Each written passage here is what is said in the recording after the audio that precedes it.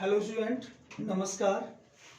आज हम class 10th NCERT exercise 2.2 का क्वेश्चन नंबर 1 करा रहे हैं आपको।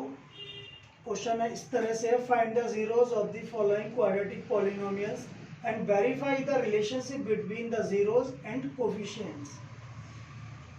देखिए, पहले फाइंड द जीरोस, तो हम जीरो फाइंड करेंगे क्वाड्रेटिक पॉलिनोमियल का। आपको पता है क्वाड्रेटिक पॉलिनोमियल यानी दो की पावर होगी तो उसके दो जीरोस होंगे, और क्यूबिक पॉलिनोमियल के 3 जीरोस होंगे। तो जितनी पावर होती है उतने ही उसके जीरोस होते हैं। जीरोस हिंदी में बोलते हैं शून्यांक। तो हम इसके पहले जीरोस फाइंड करेंगे। मिडिल टर्म स्प्लिटिंग होगा इसमें।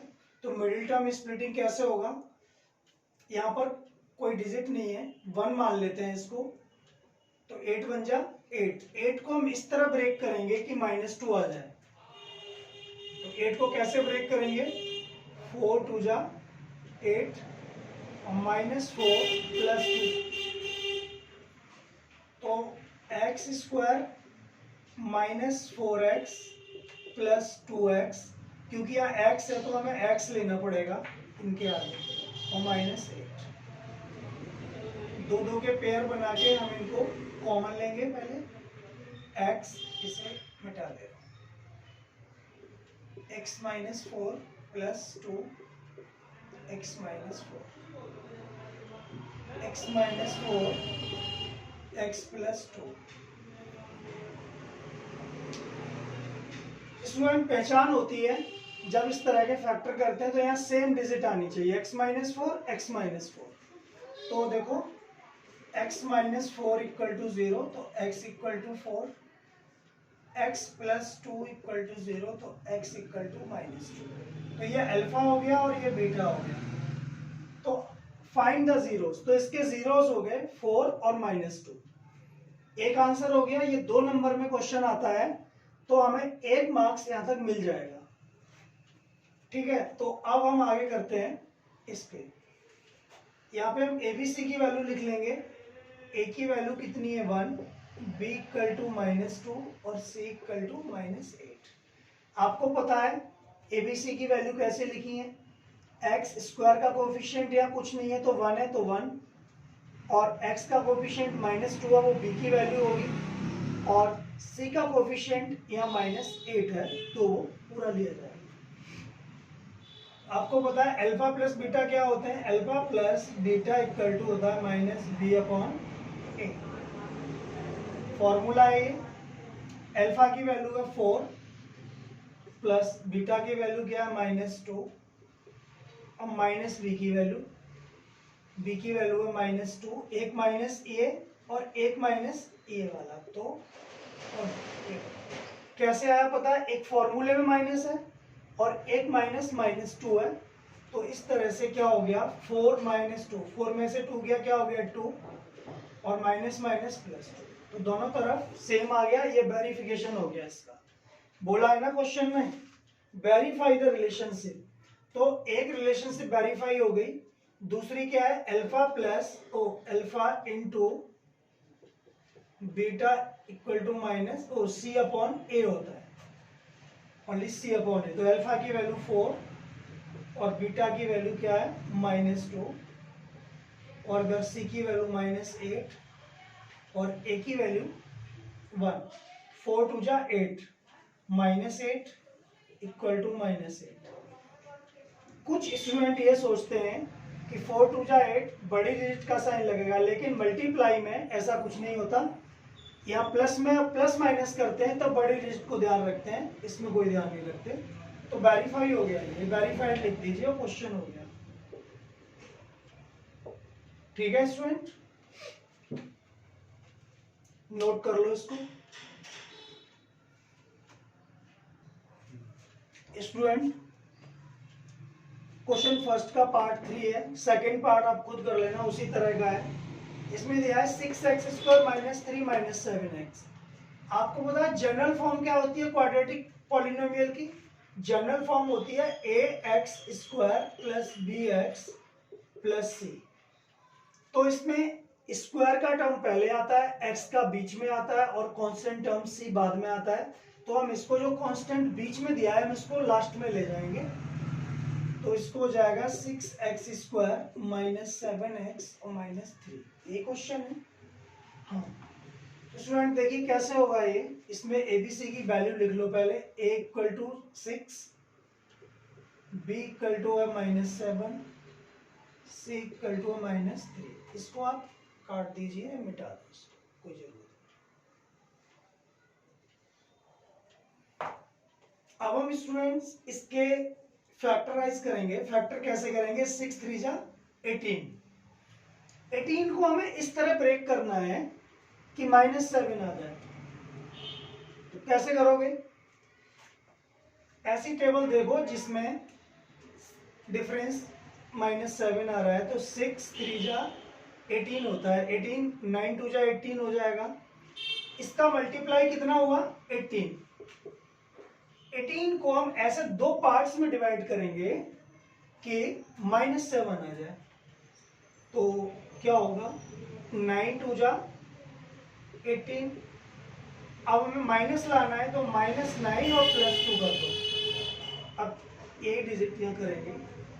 6x² माइनस 9x और प्लस 2x माइनस 3। इसमें से हम कॉमन लेंगे पेयर बना के। तो इसमें से कॉमन क्या आ रहा है बता सकते हो? कॉमन आ रहा है 3, क्योंकि 3 की टेबल 6 में भी जा सकती है और 3 की टेबल 9 में भी। तो और इनमें x, तो 3x कॉमन ले लो। 3 2 जा से 2x माइनस 3।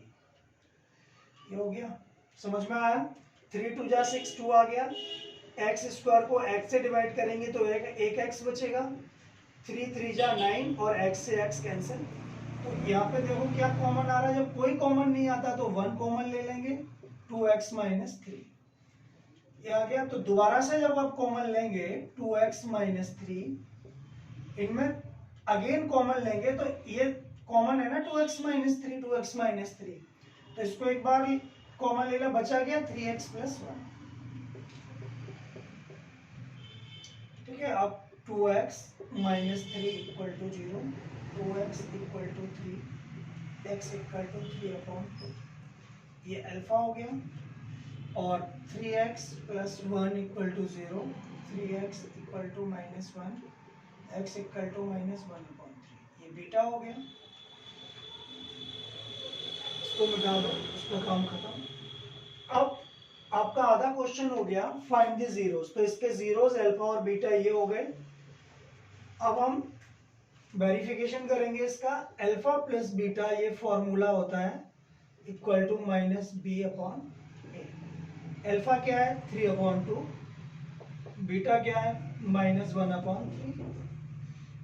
इसको ऐसे कर लो। माइनस b की वैल्यू क्या है?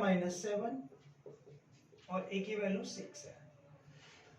अब हम इसको ऐड करेंगे, प्लस करेंगे तो इसका एलसीएम क्या आ जाएगा? 3 और 2 का 6 एलसीएम आ जाएगा। 3 3 जा 9 और प्लस माइनस माइनस 2 1 जा 2 equal to minus minus plus 7/6। 9 में से 2 गया 7/6 और 7/6 वेरीफाइड। ये हो गया। अब अगला वाला alpha into beta equal to c/a। Alpha की वैल्यू 3/2, बीटा की वैल्यू -1/3, सी की वैल्यू -3 और ए की वैल्यू 6। तो देखो 3 से 3 कैंसिल हो गया ये, तो ये आ गया -1/2 इक्वल टू, काट दो, -1/2। ये वेरीफाइड। स्टूडेंट क्वेश्चन नोट कर लो।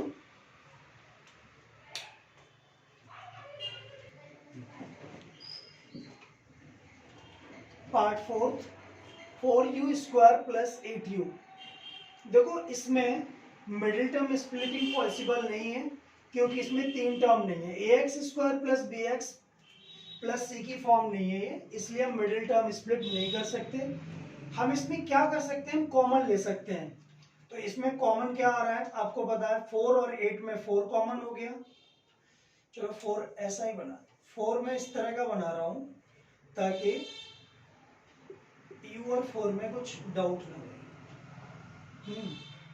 4u 4 कॉमन हो गया और u स्क्वायर और u में u कॉमन है, क्या बचा अंदर, u बचेगा प्लस 2 बचेगा, ठीक है। अब आप 4u equal to 0, u equal to 0/4 और u इक्वल टू 0, अल्फा हो गया ये, u प्लस 2 इक्वल टू 0, तो u इक्वल टू -2, ये बीटा हो गया। अब हम ABC की वैल्यू एक बार लिखेंगे। A की वैल्यू है देखो 4, B की वैल्यू है 8 और C का टर्म ही नहीं है तो 0 हो जाएगा। हम फॉर्मूला लिखेंगे alpha plus beta equal to -b/a। Alpha की वैल्यू 0 प्लस बीटा की वैल्यू -2 बीटा की वैल्यू 2 है, -2 माइनस बी की वैल्यू 8 और ए की वैल्यू 4। अब बताओ क्या होगा, -2 में अगर 0 प्लस करेंगे तो -2 ही रहेगा और इससे 2 टाइम कट जाएगा, तो वेरीफाइड हो गया। दोनों तरफ इक्वल आता है तभी वेरीफाइड होगा, अदरवाइज नहीं होगा।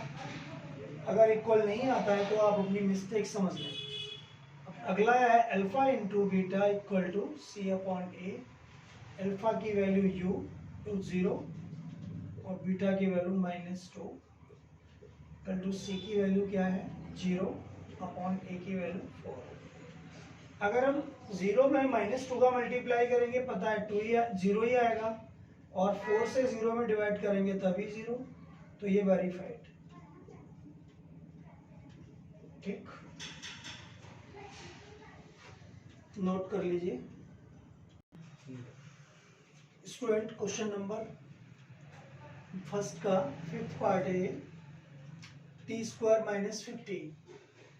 तो इसमें कैसे करेंगे, हम मिडिल टर्म स्प्लिट इसमें भी नहीं कर सकते हैं, t² - √15 का होल स्क्वायर।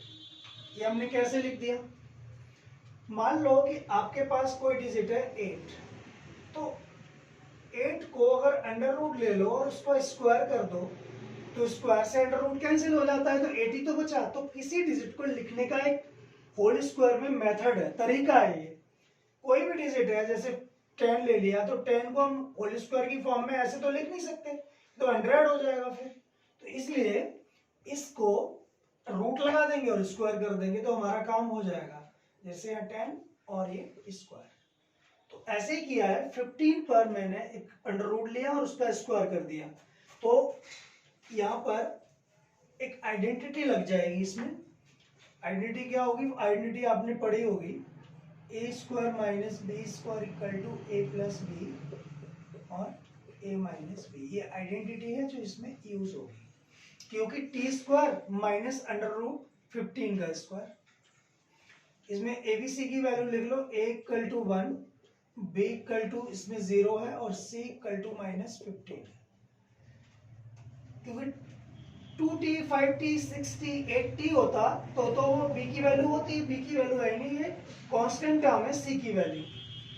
तो देखो कर दो t प्लस √15 और t माइनस √15, ये हो गया। ये आइडेंटिटी लग गई, a + b a - b,